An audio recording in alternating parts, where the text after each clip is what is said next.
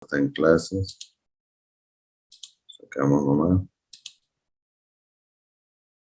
Hilton González tampoco está en clases, se va nomás.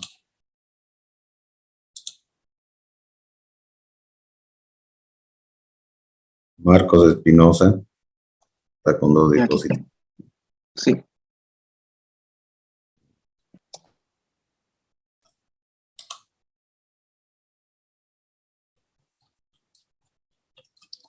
Bien, ok. Vamos a dar inicio entonces a la clase.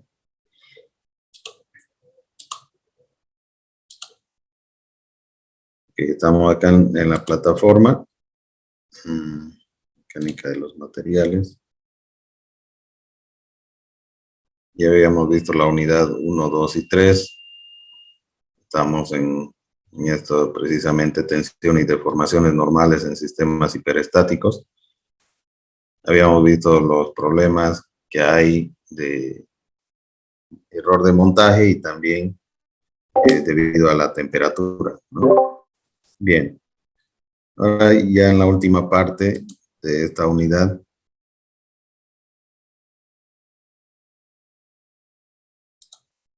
Un ratito vamos a sacar algunos que están sin su cámara. Voy a tomar el trabajito de hacerlo porque me molesta que no cumplan con lo que se les dice, ¿no? Desiderio tampoco. Ya.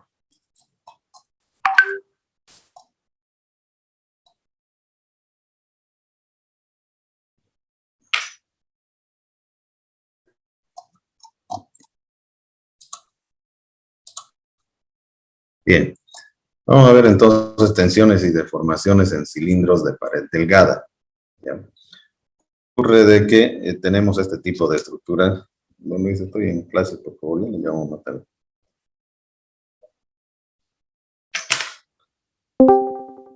Tenemos aquí, por ejemplo, este tipo de estructura. Tenemos aquí una garrafa, por ejemplo, ¿no? Que tiene un radio de curvatura y un espesor, por supuesto que es delgado, ¿no? Todos conocemos este tipo de estructuras, que es una garrafa de gas, una pelota, por ejemplo, ¿no? También, como tiene el mismo radio en cada dirección.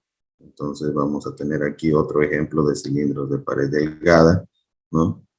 Y aquí también un neumático, por ejemplo, nosotros podríamos tenerlo como ejemplo, ¿no? Entonces, tensiones y deformaciones en cilindros de pared delgada. ¿Qué es lo que tenemos que considerar aquí? Bueno, hay una condición, ¿no?, para ser considerado en el cilindro de pared delgada, donde el radio sobre 10 tiene que ser mayor o igual al espesor T, ¿ya? Entonces se dice que es un cilindro de pared delgada. Si cumple esta condición, se dice que es un cilindro de pared delgada, donde R es el radiogenerador y T es el espesor, ¿no?, de la pared delgada. Si existen presiones internas, van a existir tensiones. Si no hay presión, entonces no hay tensión, ¿sí? Generalmente estos recipientes tienen algún líquido o algún gas, ¿no? Para eso son construidos. Entonces, hay una presión interna que se genera tanto en las paredes como en la tapa y en el piso de este cilindro de pared delgada. Esa presión interna, ¿no?, esas presiones internas van a generar tensiones anulares, ¿no?, y tensiones longitudinales en todo lo que es este cilindro de pared delgada. Debido a que partimos de la condición de que un cilindro es de pared delgada, porque se ha comprobado que el radio dividido 10 es mayor o igual que el espesor T, entonces podemos realizar un estudio tensional de forma unidimensional. Se van a estudiar dos tipos de cilindros de pared delgada. El primero son cilindros generados por un radio de curvatura y el segundo tipo, cilindros generados por dos radios de curvatura. Aquí tenemos un ejemplo del primer tipo de cilindro de pared delgada con un radio de curvatura, que son los más conocidos, los que más utilizamos en ingeniería, son bastante utilizados para tanques y recipientes a presión, ¿no? Y también tenemos aquí un ejemplo de un cilindro por dos radios de curvatura, ¿no? Generado por dos radios de curvatura. Entonces, este elipsoide, por ejemplo, que tenemos aquí, que puede ser un balón de fútbol americano o cualquier otra estructura también, hay tanques y recipientes a presión que tienen también esta configuración, esta forma. Entonces, sería otro ejemplo. Vamos a estudiar primero entonces los cilindros de pared delgada formados por un radio de curvatura. El más conocido es este cilindro circular recto. Y en este vamos a tener presiones internas, como habíamos indicado anteriormente, ¿no? Que van a generar tensión. Lo que queremos estudiar es estas tensiones que se generan en el cilindro, tanto a nivel anular como a nivel longitudinal.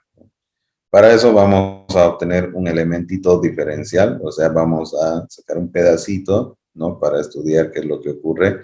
Y ese pequeño pedacito, por supuesto, va a tener prácticamente una forma rectangular, ¿no? Porque es tan pequeño que con relación a la curvatura prácticamente queda plano, ¿no? Por ser un elemento diferencial. Entonces, aquí vamos a identificar dos tipos de tensiones, tensión anular y tensión longitudinal. Y si lo miramos por separado, cómo se genera la tensión anular es debido a la presión que hay en las paredes, y aquí en las paredes, entonces el radio tiende a incrementarse, ¿no? Y por lo tanto va a haber una deformación y eso va a generar tensiones, ¿no? Entonces la tensión anular se da por esta presión interna que estamos viendo aquí.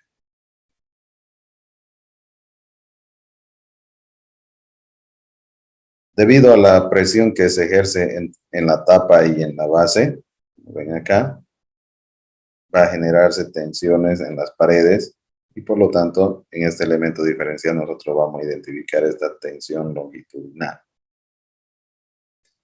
Ahora podríamos analizar este elemento diferencial de manera separada, ¿no? Si nosotros analizamos de manera separada estas presiones internas, lo vamos a caracterizar por, por esta fuerza P sub I que va a estar ejerciendo en este sentido o aquí abajo, ¿no? Con presión. Bueno,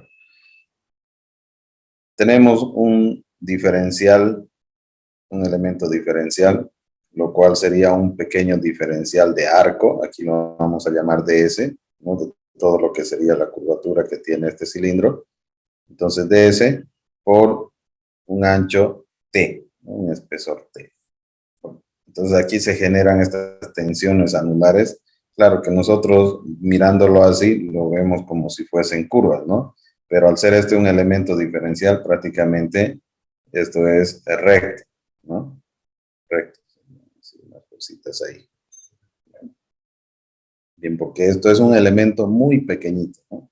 Muy pequeñito, es un elemento diferencial. Por lo tanto, se vería prácticamente plano, así, y este se vería recto, ¿no? Pero con el centro de ese cilindro, entonces sí se generarían estas líneas de acá y aquí habría un pequeño ángulo que sería un diferencial de tita.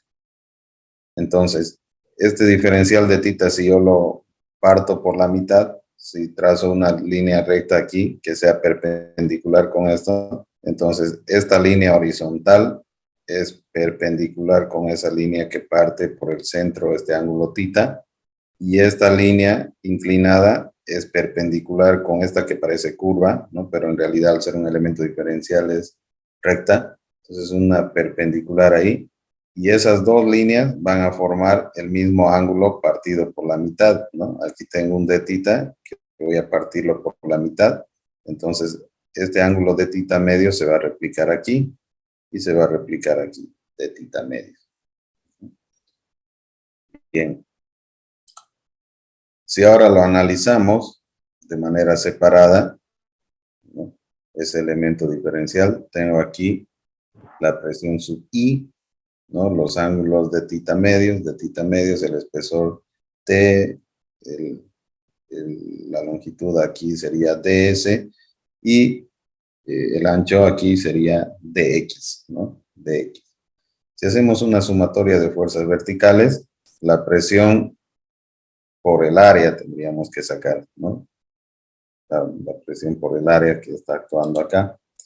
Entonces sería el P sub I, la presión por el área. El área que está actuando sería ds por dx, ¿no? ds por dx. Largo, lado por lado, ¿no? Largo por ancho. Listo.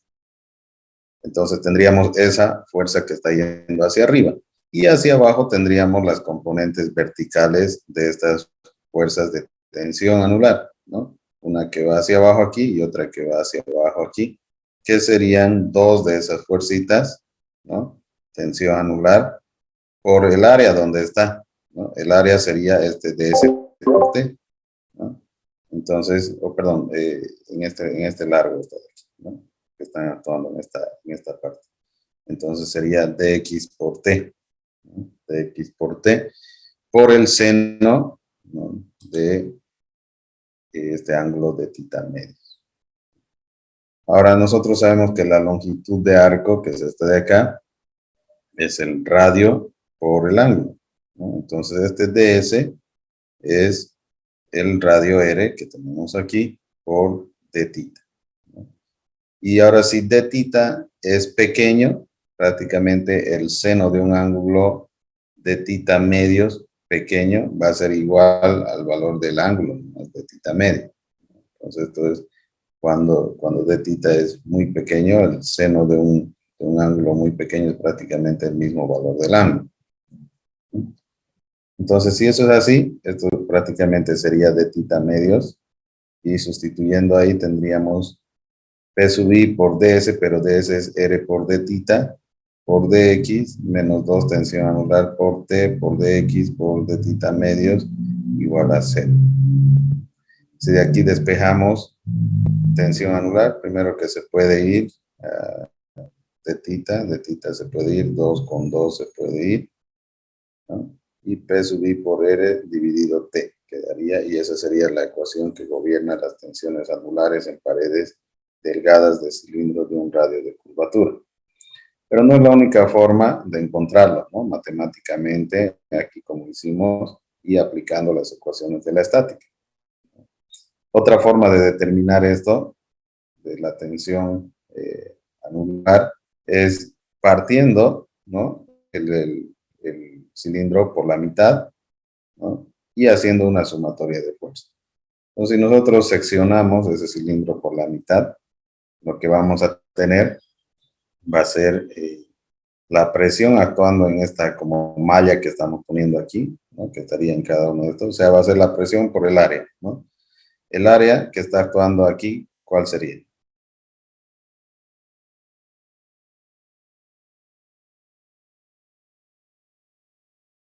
El área, bueno, tendríamos que sacar la mitad de esto, es el radio, ¿no? Entonces, 2 veces el radio sería el diámetro. Entonces, este lado es el diámetro, que es 2 veces el radio. Y la longitud, L, ¿no? Entonces, lado por lado. Entonces, el diámetro es 2 veces el radio por L. Ese sería el área donde está actuando esta presión. Y la que se opone sería la tensión anular, pero que está actuando en esta área, que es esta paredcita que tiene un ancho T y una longitud L. Si hacemos una sumatoria de fuerzas verticales, ¿qué es lo que vamos a tener? La presión interna, ¿no?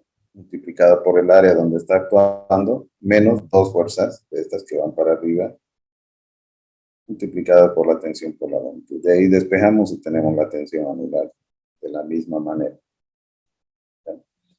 Si estudiamos ahora la tensión longitudinal, podemos hacer como hicimos acá, de seccionar, pero esta vez en este sentido, y vamos a tener la presión interna actuando hacia aquí abajo en toda esta área. El área de una circunferencia es pi por el radio al cuadrado, multiplicado por la presión interna. Entonces eso está yendo hacia abajo, y los que se oponen va a ser estas fuercitas que vendría a ser la tensión longitudinal distribuidas en toda esta área. Sería el perímetro, ¿no? De la circunferencia, que es 2 pi r, por el espesor t, ¿no? Entonces, igualando y haciendo una sumatoria de fuerzas verticales, vamos a tener esa tensión longitudinal por 2πr por T, igual a la presión interna por πr cuadrado, de donde vamos a despejar tensión longitudinal y vamos a obtener la ecuación que gobierna las tensiones longitudinales en cilindros de pared delgada con un radio de curvatura. Y si queremos analizar las deformaciones, bueno, hacemos un corte y abrimos este cilindro. ¿Y qué es lo que vamos a tener? Vamos a tener la tensión anular en este sentido y la tensión longitudinal en este otro sentido. Y lo que vamos a tener aquí es el perímetro de la circunferencia, que es 2πr, y a este otro lado la longitud L. Y esas tensiones, ¿qué es lo que van a producir? Van a producir una deformación longitudinal y una deformación anular, ¿no? Y esa deformación longitudinal se calcula con la normal por la longitud sobre el módulo de elasticidad sobre el área, solamente que normal sobre área es tensión, entonces eso va a ser tensión por longitud sobre E. Y la tensión anular, nosotros ya la hemos calculado, la longitud es, en este caso para la longitud anular, ¿no? Es 2πr dividido E. Se sustituyen y entonces tenemos la tensión anular. Y de la misma manera para la tensión longitudinal, la longitud va a ser L y sustituimos el módulo de elasticidad y entonces tenemos la deformación longitudinal. ¿De acuerdo? Bien, lo vamos a hacer detalladamente, ¿ya? Para un análisis y una mejor comprensión, ¿ya? Entonces, para ello, a ver, vamos a...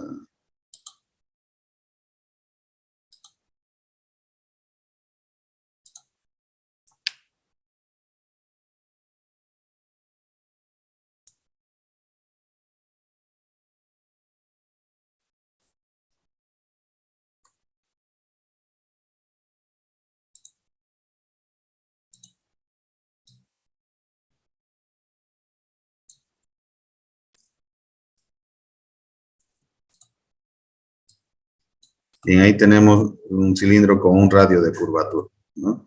Debido a la presión interna, aquí tenemos el estado de carga, se generan tensiones anulares y tensiones longitudinales. Bien, ahora, si nosotros hacemos un corte, obtenemos esto, vamos a sacar este pequeño elemento diferencial que les había dicho para estudiar, ¿de acuerdo? Entonces aquí lo vamos a estudiar.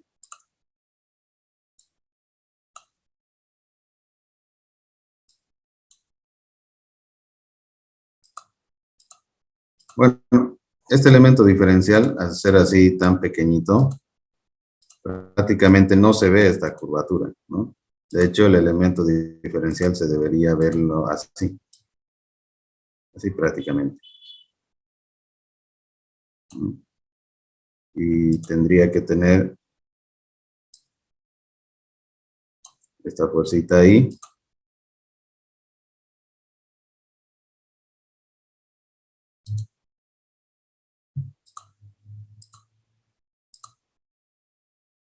¿Sí? Y, claro,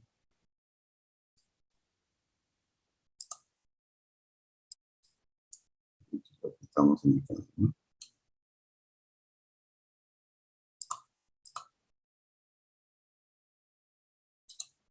Así digamos.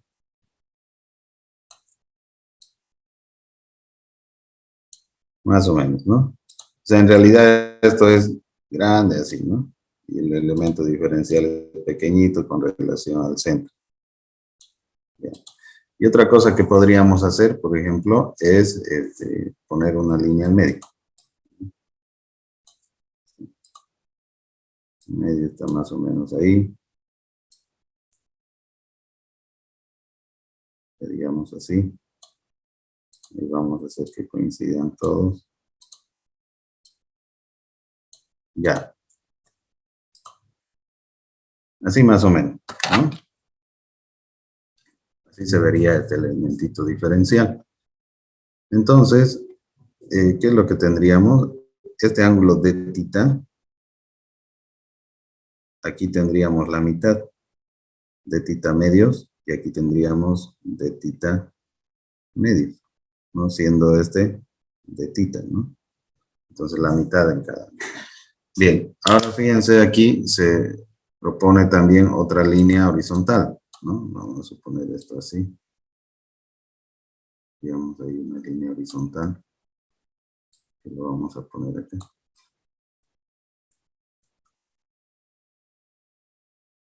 Ya. Y estas curvaturas aquí que lo vemos, también, pero lo vamos a poner así.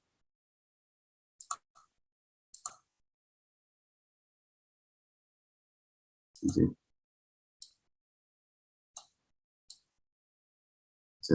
Esas curvas como hicimos, ¿no? En las deformaciones, se hacen curvas, pero en realidad son así, rectas, ¿no? Que se pueden colocar también porque son tan pequeñitas que prácticamente se ven rectas, ¿no?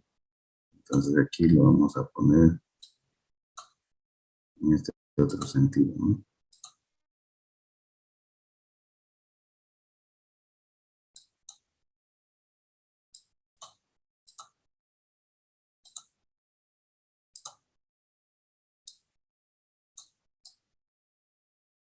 Sí.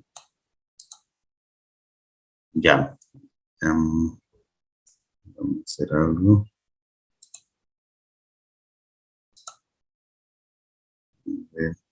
Aquí este Fidel Barrero no quiere estar en clase, se va. Y hay otro.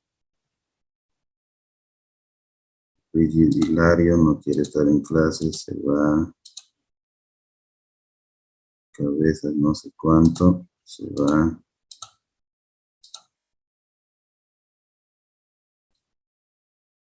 Okibiki Esteban, se va.